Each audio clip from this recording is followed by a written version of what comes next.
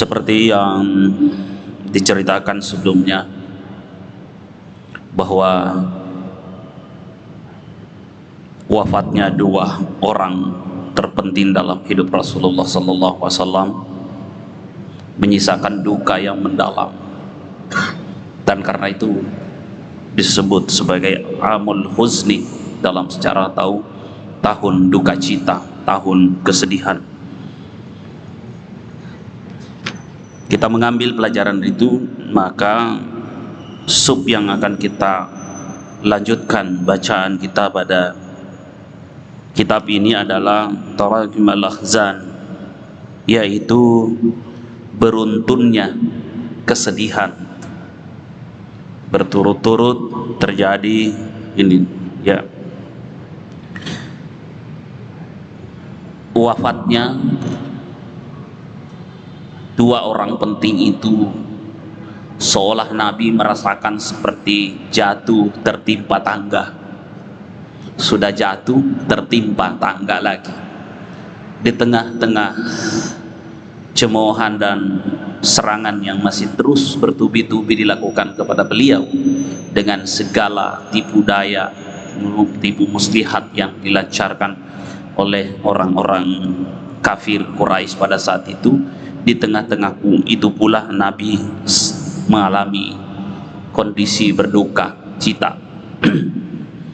Waqat hatanil haditsatani mu'limatani khilala ayyam ma'dudah. Jadi terjadinya dua musibah yang menyakitkan itu di beberapa hari, itu beberapa saat. Hatazat masyair hizan wal alam fi qalbi Rasulullah sallallahu alaihi wasallam.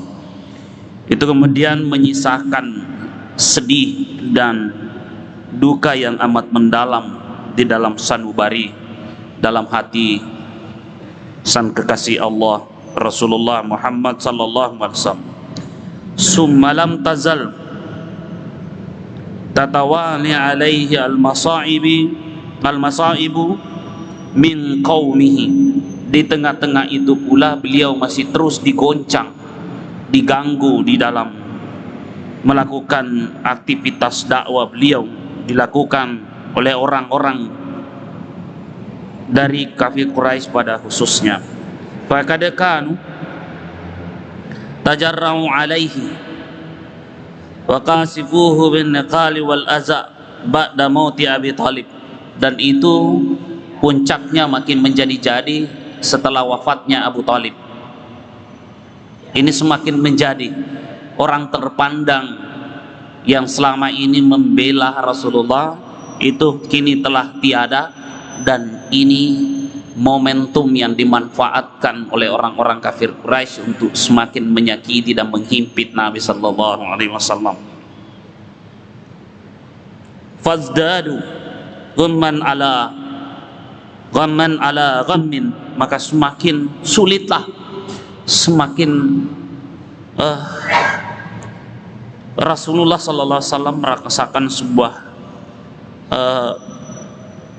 dilema yang sangat berat.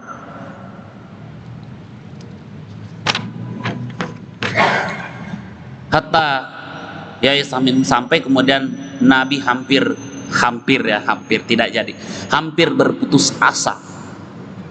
Iya, kalau bukan karena pertolongan Allah, ya kalau manusia sekelas kita pasti berputus asa.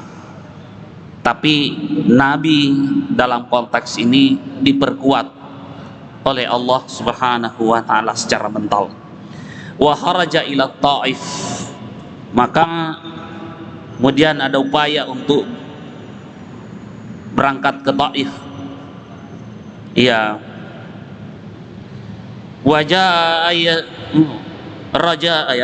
Rajaan ayyastajibu lida'watihi, dengan satu asa, satu harapan yang Rasulullah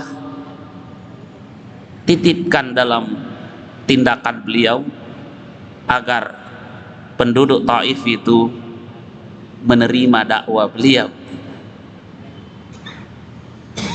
Wa yansuruhu, di samping memberi support, beliau juga berharap agar orang-orang Taif itu menolong beliau, ya, ala qaumihi, dari siksaan orang-orang yang selalu mengganggu beliau. Falam yara min mayyi walam yara nasira, bahkan berbanding terbalik dengan harapan beliau, justru tidak ada yang mau menolongnya. Rasulullah sebenarnya berharap dengan pergi ke Taif dakwanya diterima, dan di sana ada penduduk Taif yang mau tampil sebagai penolong beliau, pembela beliau. Tapi yang terjadi adalah justru beliau bertepuk sebelah tangan, dalam artian beliau tidak mendapatkan apa yang menjadi impian dan harapan beliau.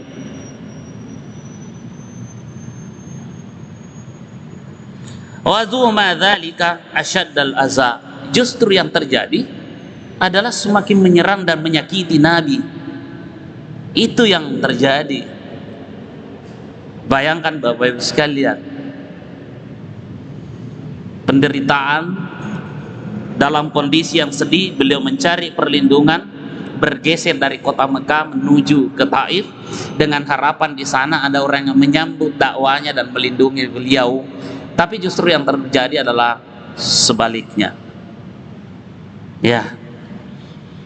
Wa nalu minhu ma lam yanalhu qaumuhu. Jadi justru yang dia dapatkan melebihi apa yang belum pernah didapati yang diperlakukan oleh orang-orang Quraisy.